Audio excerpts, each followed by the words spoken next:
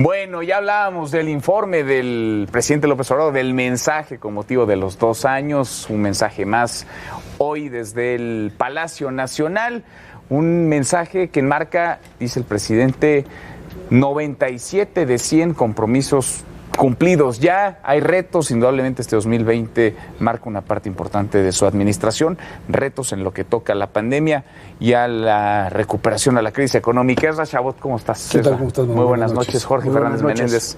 Jorge, qué gusto. Ricardo Rafael, ¿cómo estás? Qué gusto saludarte. Ricardo, muy buenas noches. Audiencia. ¿Cómo lo vieron? Porque, a ver, es un año complicado, difícil, pandemia, crisis económica. Ahí está la violencia y la inseguridad. Sin embargo, Jorge, pues ahí está también la popularidad del presidente López Obrador. Yo creo que la popularidad es indudable. No sé si son 70 y algo, como dijo el que tenía otras cifras, pero todas las encuestas coinciden en que está arribita de 60, ¿no? Y es un porcentaje muy alto, es un porcentaje muy bueno. Llama mucho la atención, quizás es uno de los temas que llama la atención, es que el porcentaje de popularidad del presidente es bastante más alto que el que tienen algunas de sus políticas. Entonces, eso quiere decir que el presidente sigue manteniendo un grado de popularidad muy alto. Hay mucho mayor debate en temas como la pandemia, en temas como la seguridad, en el tema económico. Es una aprobación a la persona. A la es una persona. Al presidente. Y bueno, y es como ha ocurrido en otros casos, habrá que ver, es una liga que se estira, y el gran desafío para cualquier presidente es mantenerla estirada sin que se rompa, ¿no? Ricardo. Yo creo que es difícil hacer una valoración sensata de cualquier administración este largo siglo 2020, como dice una buena amiga. Es un largo siglo 2020, sí, pero donde ya urge que se acabe y donde en efecto, pues muchas de las políticas que estaban previstas, reducir la desigualdad, por ejemplo, ¿no? Incluso el combate a la corrupción, resolver los problemas de seguridad, pues se ven aplazados porque hay otros temas más urgentes. Él mismo lo decía hoy en la mañana, decía, me quita el sueño la crisis económica, que no la tenía prevista, y desde luego la crisis sanitaria. Ahora, lo que es evidente es que es extraordinario, y en esto sí tenemos un fenómeno político, para empatizar, para involucrarse emocionalmente con sus gobernadas y sus gobernados. O sea, ese 70% difícilmente se explica por las políticas, porque este es un año donde no es posible ni siquiera evaluar las políticas, solo por esa razón. Pero este ejercicio cotidiano de diálogo, de empatía y en efecto de colocarse en el papel de quienes están viviendo desigualdades, complicaciones, falta de empleo, claramente ha conectado con la población. Y esa es la explicación principal. No creo que sea ningún otro argumento que esa comunicación muy eficiente, yo diría muy personal, muy íntima, gracias a las mañaneras y estos ejercicios que como la estrategia de las mañaneras, entonces, le funciona al presidente. Yo creo que con ello permite que no dejar un solo milímetro hueco. Llena todos los huecos con información, con explicaciones y lo hace de manera directa. Creo que ese es el principal éxito. Eso. Mira, yo pienso que aquí tenemos además un fenómeno de dos realidades. Bueno, es una realidad interpretada en dos niveles diferentes. Decías tú en el noticiero, decías, hay una opinión pública y una opinión publicada. Yo te diría que más que nada hay dos visiones muy distintas de lo que pasa en el país. La visión de aquellos que de una u otra forma entramos al tema de la crítica y de lo que ha funcionado y no ha funcionado, y aquellos otros que parece forman la mayoría, que terminan por respaldar una y otra vez las acciones de gobierno. Y que de una manera muy clara, independientemente de que haya una reprobación en ciertas áreas, lo cierto es que la figura de López Obrador le permite a esas políticas que pueden ser fallidas encontrar en él un elemento de respaldo importantísimo, ¿no? Y creo que eso es un poco lo que sucede cuando uno dice, pero es que ¿cómo puede tener un 70% o 60% de aprobación con una situación como la que tenemos en este momento? Creo que tiene que ver, uno, con lo que dice Ricardo con respecto a las mañaneras, y dos, con la estrategia, la vieja estrategia priista de utilizar los programas sociales como un elemento, dice él, sin intermediarios de contacto directo, o sea, de repartir, de entrar y directamente utilizar los programas sociales para entregar el dinero. Y en ese sentido, pues sí pega. En una situación además de crisis que tú recibas este tipo de apoyos, por supuesto que te ¿Ha sido una política exitosa? Sin duda alguna. Sociales. Yo creo que esta combinación de mañaneras, conexión con el público, más modelo asistencialista, creo que definitivamente hasta ahora le ha funcionado. Hay que recordar que en algún momento, por ahí de julio, agosto, en momentos un poco antes quizá, la popularidad del presidente empezó a decaer. Y entonces empezaron a aparecer estos casos, pasó Lozoya y cosas por el estilo, que no sé si eso era lo que explicaba la recuperación o simplemente el hecho de que esta combinación de recursos repartidos más una visión del presidente que incluso quiere salir y lo hace, sale, rompe con cartabones importantes de figuras que hoy muchos critican porque pues está sin cubrebocas, etcétera, pero que lo hace mantener el contacto directo le funciona. Y esa es la realidad que estamos viendo ahora. Mira, yo creo, yo decía lo de estirar la liga, y yo recordaba hoy, en diciembre de 1993, Carlos Salinas de Gortari tenía cerca de 80% de popularidad. Los primeros días de enero de 1994, o sea, un mes después, su popularidad se había derrumbado con el levantamiento zapatista, y no hablemos lo que ocurrió ya en abril después del asesinato de Luis Donaldo Colosio. Son fenómenos, el de la popularidad y el de las políticas, que es difícil mantener tenso. A mí me asombra cómo lo ha logrado mantener López Obrador. Yo creo que las mañaneras sí han sido un éxito, pone la agenda todos los días, no hay quien le conteste esa agenda. Es un riesgo, cualquier comunicador político te diría no hables 2 horas todos los días, sí. Te vas a equivocar 1, 2, 5, 10 veces. Y el presidente se ha equivocado 1, 2, 5, 10 veces, pero no le ha pasado factura, Releía hoy un texto de no sé si recuerdan, Dick Morris, que fue el asesor de Bill Clinton, y decía hay 3 cosas, que lo que él llamaba la triangulación, que son fundamentales, y que aplicó Clinton y terminó siendo el presidente con mayor índice de aceptación al final de su mandato de las últimas décadas en Estados Unidos. Primero, insiste siempre con una idea, aunque sea impopular, porque al final la gente cambia de opinión y se torna popular. Segundo, quédate con la agenda de tus adversarios. Toda la agenda de tus adversarios es tuya, nadie te la va a robar. Y tercero, divídelos. Y yo creo que las 3 cosas las está haciendo el presidente de manera rigurosa. Insiste con sus ideas, no lo apartas. Lo que dijo hoy lo podría haber dicho ayer en la mañanera, no lo apartas ni una coma, divide a sus adversarios, y cuando aparecen ideas que son viables y que son de algunos de sus adversarios políticos, las toma inmediatamente. No las deja abandonadas. En ese sentido, no se genera otra agenda contraria a la del presidente. Yo no la he visto. La estrategia de comunicación, digamos, recargada con las políticas públicas, digamos, sociales, el reparto de programas sociales, ¿sería el eje, digamos, la estrategia, la columna vertebral del gobierno? Yo creo que sus propuestas principales son las que gozan de popularidad, no solo él. Es decir, creo que este país llegó un momento en donde por fin aceptamos que la desigualdad y los niveles de vulnerabilidad son inaceptables, ¿no? Y que primero los pobres es un mandato con el que nadie puede estar en contra. Ahora, pudo haberse visto tentado, incluso por un buen asesoramiento económico, para distraer recursos que tenía pensados para las transferencias sociales y apoyar a las unidades productivas que aseguran el empleo. Pero esa tentación pasó de largo y mantuvo, incluso reforzó el flujo de recursos a esas transferencias.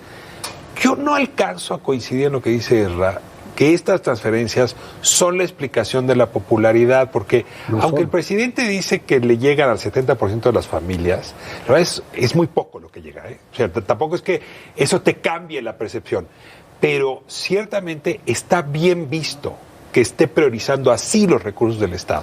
Y creo que eso es lo que le da una enorme popularidad en este momento.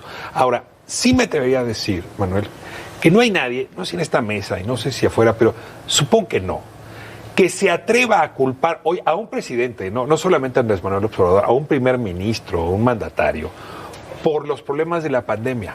Si tú ves la popularidad, creo que quitando a Bolsonaro, sí, todas las demás popularidades están a la alza. Mira, no le fue tan mal a Trump, después de todo. Sí, es decir, sí, ya sí. es el exceso.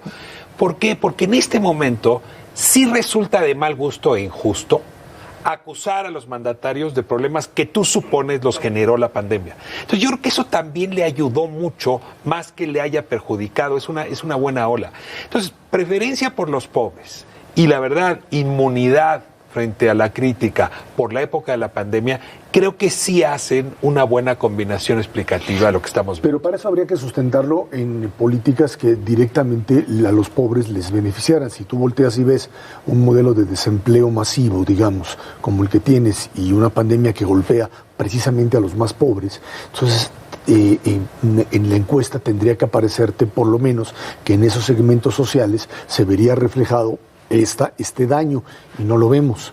Y yo insistiría en que estas transferencias o este dinero no solamente llega por la vía del recurso que te está entregando, hay muchos elementos y muchos causas por los cuales se está entregando, muchas redes que a veces ni siquiera son perceptibles a la gente, pero que le llegan. Hay un sustento, hay un andamiaje. La mañanera puede funcionar, pero no te es suficiente si no tienes esto alrededor de él, más algo que a mí me parece fundamental, que son 12, 18 años de militancia y de estar manejando el concepto, no solamente de primero los pobres, sino de inserción de un lenguaje directo que lo conecta con el pueblo, que le puede reclamar incluso. Porque le reclamaron en Tabasco, porque le reclamaron, le tocaba el coche, que si esto, que las medicinas, que los niños con cáncer, y de todas maneras sigue existiendo esta retroalimentación a una figura. ¿Cuándo esto se rompe? No lo sé. Ahora, no se entendería sin las fallas, sin los excesos, sin lo que ocurrió antes de eso. Es decir, sin el comparativo natural que el presidente hace todas las mañanas en su conferencia para contrastar. Yo creo que el tema del presidente y de lo que ha ocurrido en estos 2 años, hay que concentrarse mucho en la narrativa. Lo que funciona es la narrativa. Yo no sé si la mejor política social, yo creo que no es la mejor política social dar dinero a la gente. No resuelves. Yo creo que no resuelve. Sí, claro que es un paliativo y claro que la gente lo necesita y claro que ayuda, pero me parece que las políticas sociales tendrían que ir más allá. Pero ese es otro debate, es un debate para nosotros.